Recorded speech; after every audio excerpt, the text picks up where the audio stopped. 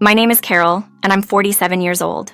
I've been married for 27 years and live with my husband, who hasn't maintained a consistent job, and our son, Arthur, who's a medical school student. My husband lost his job 18 years ago and hasn't found another one since, leaving him without much direction in life. I work night shifts as a nurse 4 nights a week to support our family. Arthur, who finished his studies at a boarding school, is now in medical school about 3 hours away from our home, staying in a dormitory. Our family dynamics are complex. We live separate lives and rarely spend time together. Arthur's absence due to his studies is understandable, but the gap between my husband and me is particularly deep. Despite my efforts to cover our living expenses and Arthur's education costs through my job, my attempts to communicate with my husband often end in silence. He avoids conversations and leaves the house, making me feel isolated. On my days off, I'm left to manage the household alone or visit Arthur, while my husband's whereabouts remain a mystery. He seldom responds to my messages, leaving me worried about losing our connection. Then, one Saturday morning, after returning home early from a night shift, and looking forward to a day off, I encountered something unexpected. I texted my husband to see if he wanted lunch, only for him to call back immediately, revealing shockingly that he planned to move in with his lover, suggesting that I continue working as I have been. His words were blunt, and his tone was smug, indicating he had already decided without considering my feelings or the impact on our family. This revelation left me stunned and unsure how to respond to such a drastic shift in our lives. I always knew my husband was not the most reliable person, but I never imagined his thought process had deteriorated to this extent. He had consistently avoided meaningful conversations with me and his wife, and had neglected our family's needs in favor of pursuing his whims. It became clear when he casually mentioned his infidelity, attempting to justify it by claiming he's always been attractive to women. His audacity to suggest I should feel grateful for his prolonged presence in our marriage left me bewildered. He insinuated that staying married to me was a favor, given his so-called popularity. He mentioned he only delayed divorce to avoid workplace embarrassment and for the sake of our son, Arthur, becoming independent. Arthur is in his final year of medical school and is close to becoming a doctor, a milestone my husband had been supposedly waiting for before making any drastic changes. He used this as a twisted rationale for his actions, framing them as considerate while dismissing my feelings entirely. When I responded with quiet disbelief, his frustration was palpable, criticizing my demeanor and accusing me of being unaffectionate. Amid my exhaustion from night shifts, his words felt like a surreal blow. His indifference to our marriage and his blatant admission of desiring freedom to pursue other women without financial repercussions from me were shocking. He argued that his unemployment and free time after being laid off were reasons enough to avoid seeking full-time work again, opting instead for casual relationships funded by his means. His plan to move in with someone he had grown close to was the final straw, presenting it as if I had no choice but to comply. The conversation turned to the practicalities of divorce and the division of assets, which he carelessly assumed would be simple since everything was in my name. He expressed a desire to start his new life as quickly as possible, oblivious to the gravity of his request and the impact of his actions on our family's dynamics. The conversation was a vivid illustration of his selfishness and a painful reminder of the emotional distance that had grown between us. Returning from a grueling night shift, the idea of hastily packing up my life and leaving my home was unthinkable. Yet, he expected just that, suggesting a mere 4 days for me to vacate our shared space. Following this, he nonchalantly mentioned that he had left divorce papers for me to sign, as if sealing the end of our marriage with the same ease one might order a cup of coffee. Fueled by a mixture of anger and resolve, I decided not to let his demands dictate my next steps. I needed a moment of peace to gather my thoughts, so I indulged in a soothing bath, trying to soften the edges of my frustration. That evening, after another long shift, I sought comfort in the little things, like my favorite snacks from a convenience store, and the serene beauty of the night sky on my walk home. I planned to enjoy a warm bath to chase away the chill of the early March evening. But then, my phone rang, disrupting the calm. It was him, confused and angry, demanding access to a home he had assumed would remain his, despite his abrupt departure from our lives.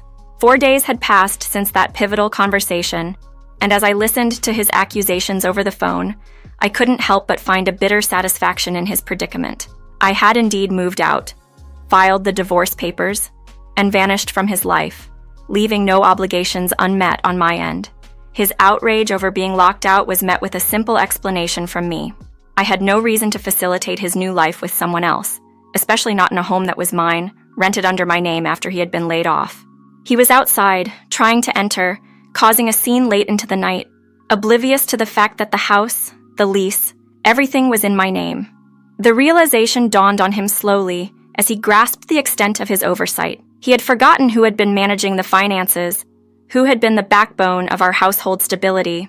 I made sure my voice was loud and clear, especially knowing he might not be alone, emphasizing that not a single cent for that house came from him. His silence was telling. He had been caught in his web of lies, likely in front of the woman he was trying to impress. The truth was undeniable. I had been the one paying the rent, the one responsible for everything he had taken for granted.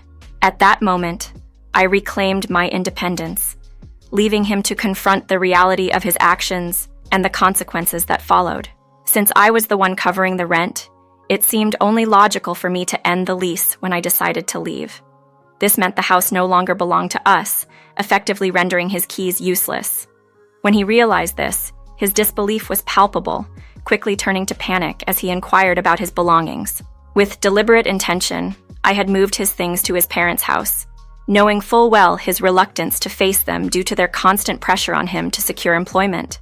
Upon hearing this, his frustration was unmistakable.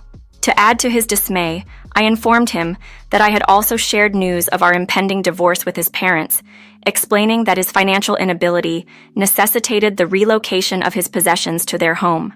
His parents, ever practical and supportive, had taken the news with understanding, much to his chagrin. His reaction to my straightforwardness was mixed with shock and silence. I couldn't help but confront him about his years of neglect and selfishness. Despite never contributing financially or emotionally, he dared to criticize our son Arthur's efforts and achievements. I challenged his notion of fatherhood, pointing out his absence in both our lives and his lack of meaningful involvement in any household responsibilities. His self-centeredness was evident in every action he took, from neglecting family duties to pursuing his pleasures without a second thought for his family. I reminded him that self-love doesn't absolve one of responsibility, especially when it comes to family. He defended his actions by claiming his presence in the house was his way of fulfilling his role as a father, a claim that fell flat given his minimal involvement in our lives. The conversation laid bare the reality of our situation, a family dynamic strained by his selfish actions, and a marriage crumbling under the weight of unmet expectations and responsibilities. His attempts to justify his behavior only highlighted the distance between his perception of fatherhood and the reality of his contributions, or lack thereof, to our family. Living under the same roof with this man for 27 years and considering him in the role of a father made me deeply reflect on the entire situation. The realization of the vast gap in understanding what it means to truly take responsibility left me sighing in disbelief. The thought alone was almost enough to bring me to tears. However, with our divorce finalized, I found some solace in the fact that we would no longer be living together, and I wouldn't have to expect him to fulfill any parental duties towards Arthur anymore. His response, a dismissive remark about parting ways with a gloomy woman like me, only reinforced my decision. Yet, I made it clear that he would still need to face the consequences of his actions, particularly his infidelity, which would not only affect him but his mistress as well. His shock was evident, perhaps because he had never considered the legal and financial repercussions of his actions. I explained to him that his affair, a clear act of infidelity, had legal implications, especially since his mistress was aware of his marital status. His feigned ignorance on why I was bringing this up now, after all these times I had subtly hinted at his indiscretions through messages urging him to come home and behave responsibly, highlighted his continued disregard for our marriage. His audacity had grown to the point where he openly expressed his desire to leave and start a new life with his mistress, underlining the need for him to take responsibility. The conversation took a turn when I mentioned Hannah by name, revealing not only did I know about her, but I also had evidence of her, visits to our house through the intercom camera recordings. This revelation threw him into further shock, especially when I mentioned that Arthur was aware of her, something he hadn't anticipated. Their subsequent argument, audible over the phone, made it clear that they were both taken aback by my knowledge and the implications of their actions. I had to raise my voice to quell their pointless bickering, emphasizing the futility of their arguments and my intention to conclude this conversation swiftly. It was a moment of clarity for me, as I realized the importance of moving forward from this chapter, no longer entangled in the web of deceit that had marred our relationship. The conversation served as a final affirmation of my decision to leave behind a situation that no longer served me or Arthur, stepping into a future where we could seek happiness and fulfillment away from the shadows of the past. When I discussed my concerns with our son Arthur, who was 22 and fully capable of understanding adult matters, I opened up about everything. I told him about the women you were bringing into our home, and even showed him the evidence captured through our intercom's camera. Although he didn't recognize anyone initially, it all changed when we reviewed the footage together about a year ago. Arthur identified one of the women as his friend's ex-girlfriend, someone he had never met personally but had seen in photos and even spotted once in public, which had indirectly led to his friend's breakup. That's how I came to learn about Hannah, the lounge hostess. Despite the surprise and disbelief from your end, the facts were undeniable. You tried to downplay the significance of identifying her, questioning how I could hold her accountable without even knowing her address. I confidently informed you that not only did I know where she lived, but I also had details about her parents' home. It wasn't difficult to piece together, thanks to Arthur's knowledge and the resources available to anyone determined enough to find information. With a lawyer already involved, I stressed the importance of legal responsibility for both of you, shaking your complacent belief that a divorce could shield you from the consequences of your actions. Your protests about alimony and the possibility of claiming it post-divorce only highlighted your ignorance of the law and the seriousness of your situation. Your attempts to dismiss the situation as a joke or something that could be slept off were met with my firm understanding of my rights, including the possibility of claiming alimony for infidelity even after our divorce was finalized. Each moment of silence from your end felt like a small victory, lightening the burden of years of neglect and disappointment. The revelation that you might end up depending on Hannah financially, given your track record and her job as a lounge hostess, brought your freeloading tendencies into sharp focus. My determination to pursue alimony, not just from you but potentially from her as well, based on your actions, left you flustered and defensive. And your hopes of escaping this situation by moving or hiding were quickly dashed with the knowledge that I was actively monitoring her residence, ensuring that no matter what, you'd face the consequences of your choices. All of this, including the full scope of your actions, had been shared with your parents, ensuring that the circle of accountability was tightly drawn around you. Discovering the whereabouts of her parents, I made it clear to my ex-husband and his mistress that any attempt to evade their responsibilities would prompt immediate action from my end. With a firm goodbye, I ended the call, not bothering to linger on their responses. It was time to let go of the stress that had accumulated, and I sought refuge in the comfort of a warm bath. The hot water seemed to wash away not just the physical, but also the emotional residues of the day's tensions. My stern approach paid off. They didn't attempt to flee or evade responsibility. With the help of my lawyer, I managed to secure alimony from both my ex-husband and his mistress. Although the sum from my unemployed ex-husband was modest, securing a significant amount, $75,000, from his mistress was an unexpected but welcome outcome. This victory wasn't about the money itself, but about seeking justice and closure from the ordeal. Contemplating what to do with this unexpected financial boon. My son Arthur, who had recently moved back in with me following his graduation and job confirmation, suggested a carefree approach. Use it however you wish, Mom. It's not the kind of money to save. Think of it as a lottery win and just enjoy it, he advised, hinting at the idea of spending it on experiences rather than material goods. Inspired by his suggestion, I considered taking a trip together, something just for the two of us. Given Arthur's rigorous academic commitments through medical school and my demanding night shift schedule, we hadn't enjoyed a proper family vacation since he was a child. Arthur, understanding and appreciative of the sacrifices I had made, including the hard work to ensure he could attend private schools and medical school, expressed gratitude rather than resentment for any perceived shortcomings in his upbringing. The idea of a trip sparked a newfound excitement between us. It was an opportunity not just to explore new places, but to make up for lost time and create new memories together. This plan for a trip, born out of the end of a tumultuous chapter of our lives, symbolized a fresh start and a chance to celebrate the strength and resilience that had seen us through. Arthur's acknowledgement of my efforts filled me with a sense of pride and validation, affirming that despite the hardships, we had emerged stronger and more united as a family. Arthur acknowledged the hard work we both put into reaching this point in our lives. He reminded me of his decision to attend a public medical school to ease the financial burden of tuition fees.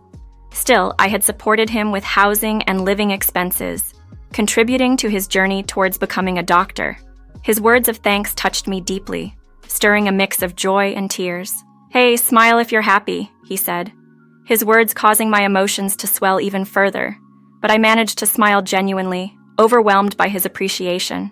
"Thank you," I responded, marveling at how well he had grown despite the challenges our family faced. It was a testament to our collective resilience and love. In a spirit of gratitude and celebration, we decided to use the unexpected windfall for a trip, a chance to create new memories together. Arthur's excitement was infectious as we brainstormed destinations and plans for our adventure, contemplating how to make the most of the $75,000. His enthusiasm reminded me of his childhood, yet his next suggestion showcased the mature young man he had become. "Oh, and Mom, it's time you quit your night shift nursing job," he proposed. His rationale was simple. With his graduation approaching and our new living arrangement, there was no longer a need for me to endure the demanding schedule. He wanted me to prioritize my well-being and desires, a thought that moved me deeply. "Let's go all out. We can travel anywhere abroad, and I'll be right there with you," he continued, his proposal sounding like a dream. With his spring break 2 months away, we had a perfect window of opportunity to embark on this journey. The excitement of planning our trip together marked a new chapter for us, a chance to strengthen our bond further and make up for the time we couldn't spend together in the past. As I prepared for a relaxing bath, my mind danced with possibilities for our destination. This trip represented more than just a vacation. It was a celebration of new beginnings and the strong bond between a mother and her son. With Arthur's support, I felt ready to embrace a future filled with hope, love, and shared adventures. Humming a tune, I stepped into the bath, allowing the warmth of the water to envelop me as I daydreamed about the places we would see together. This moment of tranquility was a reminder of the beauty of letting go and moving forward, hand in hand with those we love.